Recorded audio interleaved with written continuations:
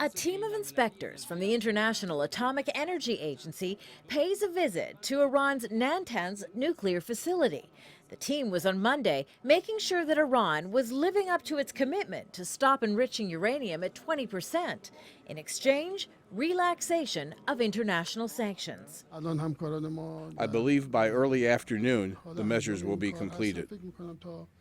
But as sanctions are being eased on one front, in Washington, in the U.S. Congress, many in the Senate are pushing for even tighter sanctions. We actually want to talk about how do we get a final deal. These Iranian Americans are worried. They're canvassing the offices of U.S. senators to let the politicians know they're opposed to the proposed legislation. It would see the U.S. back an Israeli-led attack on Iran if Tehran fails to halt its nuclear program. Iranian Americans are very opposed to war. They see a potential opening for a diplomatic resolution between the U.S. and Iran.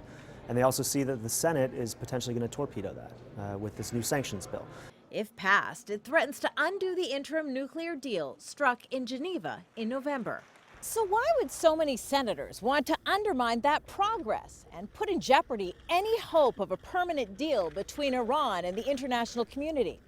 Well, the answer has a lot to do with how U.S. politicians raise money to get elected and stay in office.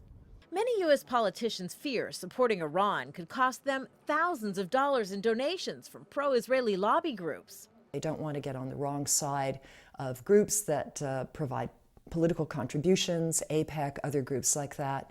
And so they're just doing what various lobby groups tell them to do.